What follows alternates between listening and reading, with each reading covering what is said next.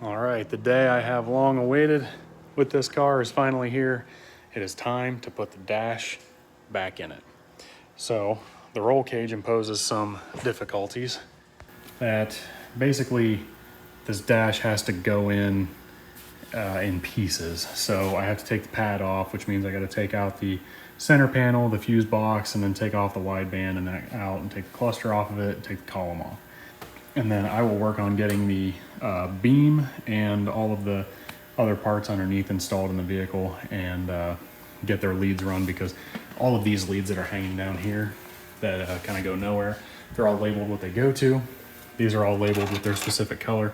That kind of stuff will come through the firewall, and then same on the other side, except I think I already said this, but it's going to come to, I'm going to snip the factory connector off of another harness and it'll come to this. That way, if we end up needing to change an engine harness for some reason, we can use a factory one and it'll still work. But yeah, other than that, basically what I'm going to do is tear this dash apart out. I kind of started, obviously. So I'm going to tear this dash apart and get the IP beam in the car. Let's get started.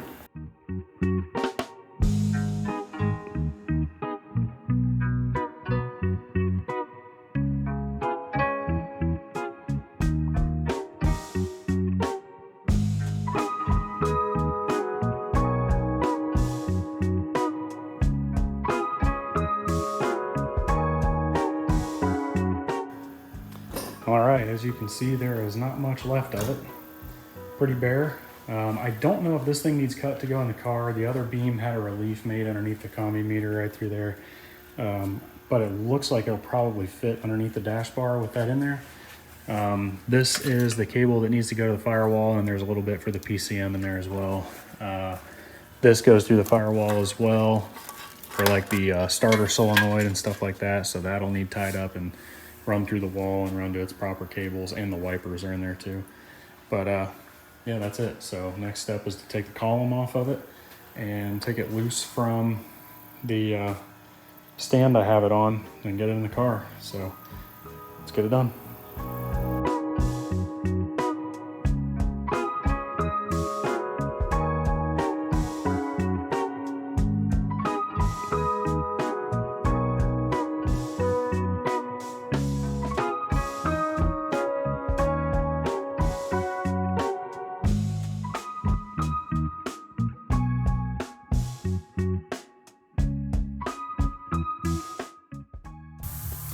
All right, so the dash beam is in.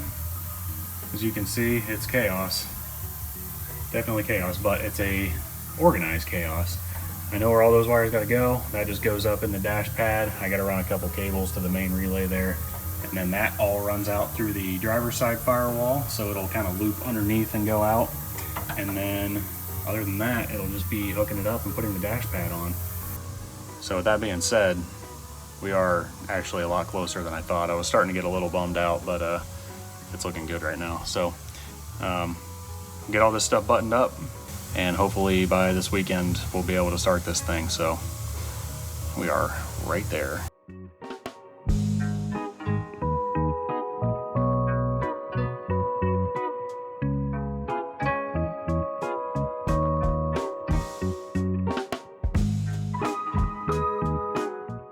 All right, everybody, 8 days until race day, and this car's coming together. There's still a lot to do, but we're getting there quickly. Everybody's been pitching in pretty hard the last couple days. It's been nice to have the whole team back out here working. COVID kind of destroyed that over the course of the year. So what I'm gonna do is I'm gonna give you a front to back update on the car real quick, but first I wanted to say thanks for hanging in there. I know the videos have been a little dry the last few days, or the last few uploads anyway. That is because with the amount of time I've been spending on this car, it's been tough to edit. So what I've been doing is editing them on my phone. Still using Adobe, but I've been using like their stock stuff. So it's been a little dry. So thanks for hanging in there. The views are looking pretty good right now. Again, still a small start, but I appreciate all the support and everybody that hangs in there. So thank you. Now, the car. Oh man, what a project this has been. So as you can see, there's stuff sitting on the trunk. So I'm going to show you the trunk through the quarter glass here. So pardon the audio as it gets real hollow, but you can see the X brace is in. The harness in the trunk is done except for one connector on those two leads right there. What I'm going to do is get zip tie anchors And the zip tie anchors will actually anchor the harness to the body so that orange tape won't stay. I know it, some people might be like, you tape your harness? No, I don't. I double-sided tape my harness, so take that, haters. So that's all done. It's ground for the fuel pumps, brake lights, and everything is right there, and then it just runs up to that connector I was showing you guys, which is tough to see. It's right behind this plastics right there, and then that goes to the fuse box or the PCM or necessary outputs, wherever they may be. Now the seat is back in.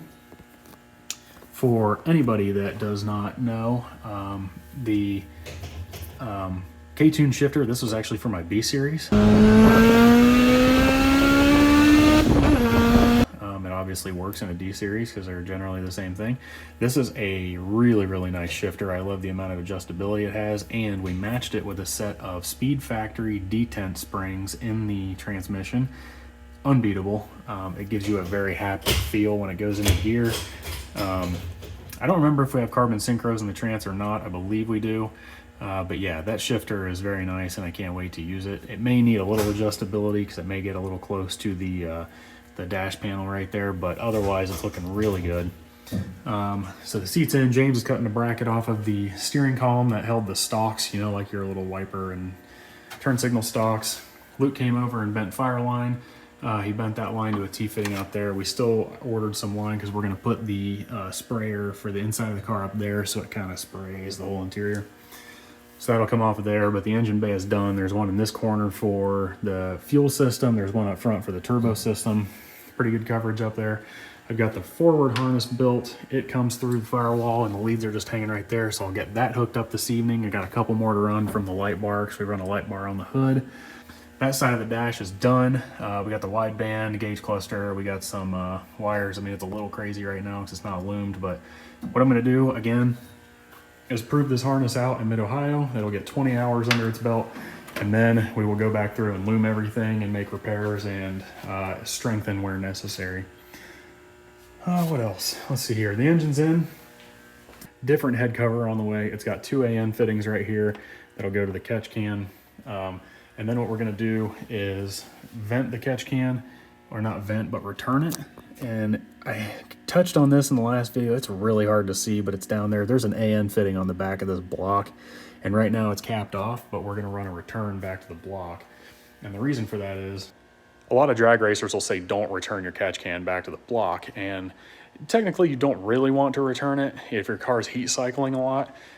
Because your moisture builds up in your oil and you want that moisture to stay in the catch can. Well, for this engine, it warms up once and it stays hot for a long time, then the oil gets changed.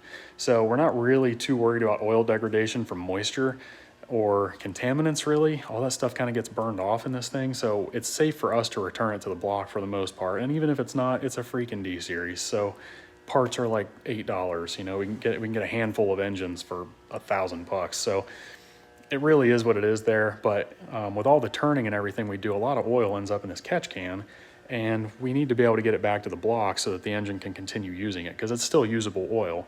So the moisture and everything gets burned off after the first few laps, and after that it's just oil and the engine stays screaming hot for the entire race. So that's the idea. We'll have two lines coming from the back of the head cover over to the catch can to vent. They'll blow all their vapor and blow by out through the filter. And then, if we hang a corner and the catch can fills up because there's oil getting blown out through the return up into the catch can, it'll hold that just fine. And then we get into the next straight and gravity will just get it back into the block. And then when you go into decel into a corner, it actually pulls a vacuum on the block and it will actually suck the oil back in. So all around, it's going to work out nicely. And if it doesn't, I'll tell you guys and I'll own up to it and I'll tell you that it sucked and it was a bad idea and don't do that. But for right now, on paper, looks good. This manifold will get replaced next year with something better. We're getting better suspension next year. We're going to look into wider tires and wheels next year. James is looking into our tire supply right now because it looks like we only have 5 good tires. That's not going to cut it. So anyway, with all that being said, all that rambling again, I am really good at talking too much. Good grief. I'm going to shut up now and do some time lapses. Let's go.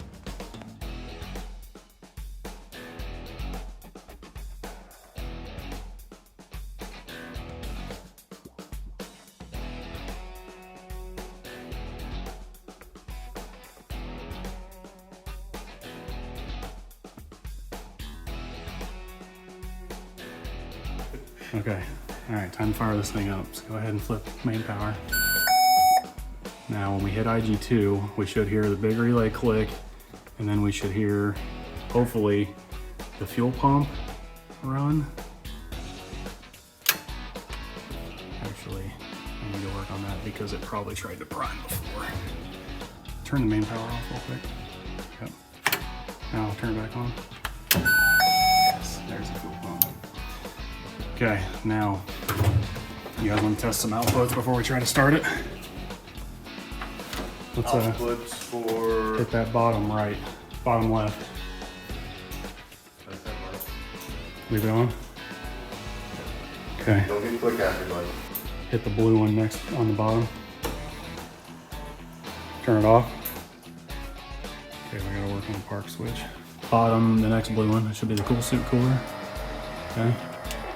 The next one on top, that'll be your helmet blower. It doesn't do anything. Bottom red.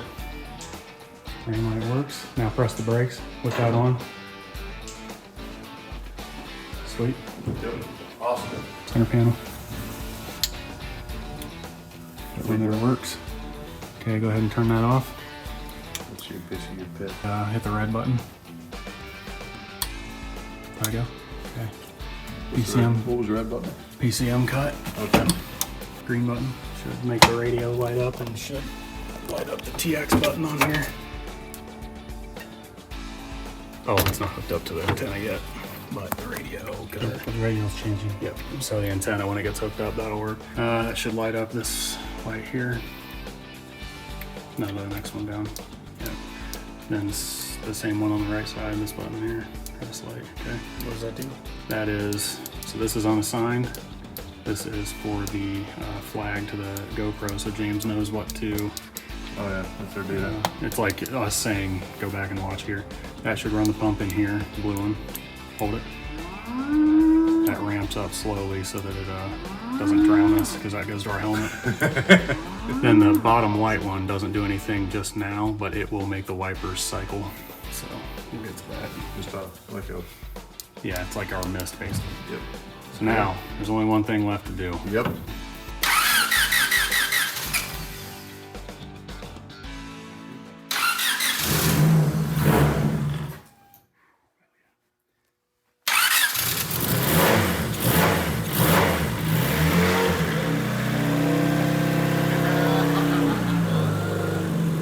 On the first freaking try, man.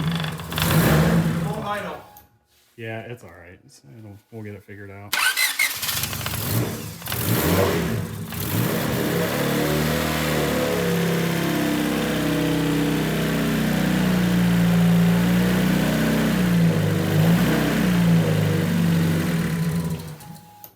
right, we can dig through that when I get the laptop. It starts. Yeah, it starts, runs.